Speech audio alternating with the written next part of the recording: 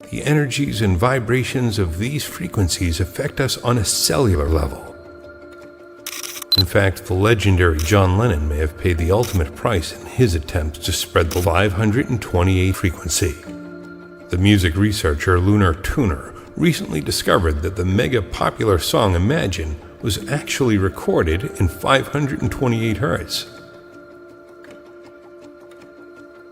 Everywhere we turn in nature, we find 528 Hz. Chlorophyll, which helps plants draw energy from light and gives them their green color, vibrates at 528 Hz. The bees that pollinate many of these plants buzz around at 528 Hz. And the rainbow that completes this picturesque scene has 528 Hz at its heart as well, as it reflects the same greenish-yellow light found in chlorophyll.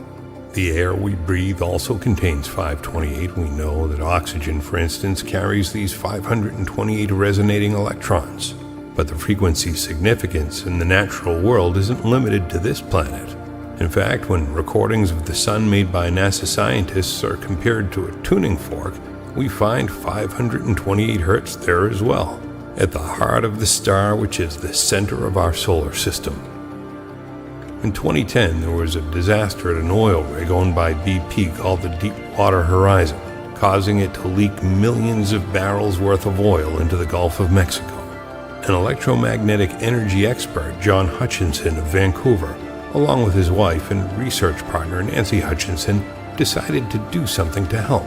They placed a device that emits frequencies on the beach about 25 feet from the water and used 528 Hz and other solfeggio frequencies to treat the water. They only did this for 4 hours, but the waters had miraculously cleared by the next morning.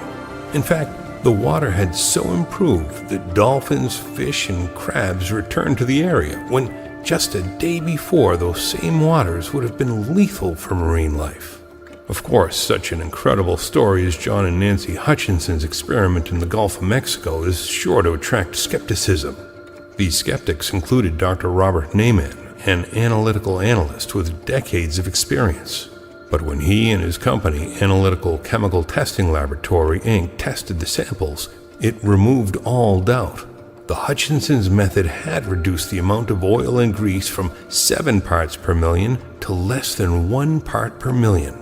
In other words, the waters they treated had contained huge amounts of oil, and now they contained almost none. But this wasn't the first, nor the last time that 528 Hz has proven itself in science. Glenn Ryan of the Quantum Biology Research Lab in New York conducted an experiment where he exposed in vitro DNA to different styles of music. He converted the music to scalar audio waves and used a CD player to broadcast it to the DNA. Ryan then tested whether the music had any effect on how much UV light the DNA absorbed. DNA absorbs UV light when its helix unwinds. And the results? The Gregorian chants, which used the solfeggio scale, caused the DNA to absorb significantly more light. Rock music, on the other hand, had no such effect.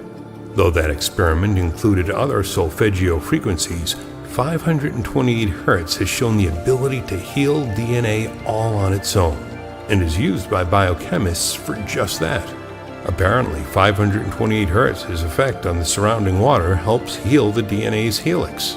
Biochemist Steve Comiskey was quoted in the book The Fork in the Road as saying, "The 6-sided clear clusters that support the DNA double helix vibrate at a specific resonant frequency, 528 Hz.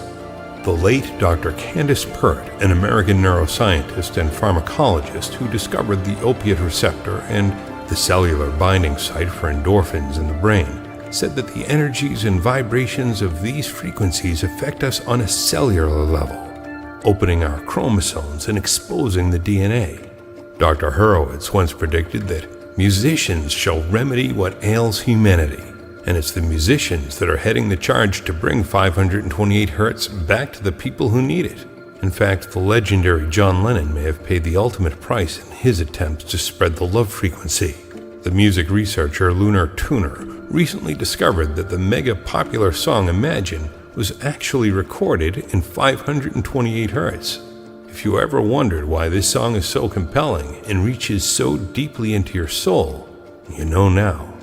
Dr. Horowitz has suggested that this earned Lenin the ire of the military-industrial complex, which is headed by people that profit from the chaos and conflict that grips our world, and that it was they who had Lenin assassinated. That's pretty heavy stuff, but it hasn't stopped musicians from trying to share the love. For example, the musician Scott Huckabee performs and records all of his music with A tuned to 444 Hz, which coincides with C at 528 Hz.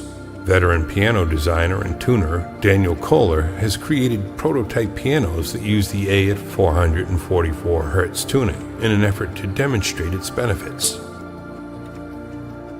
Could helpful frequencies like 528 Hz and other solfeggio tones create positive changes in our cells' vibrations? It seems very likely from what we've seen. But we're still waiting on modern medicine and science to catch up with what the ancients have known for at least 1,000 years.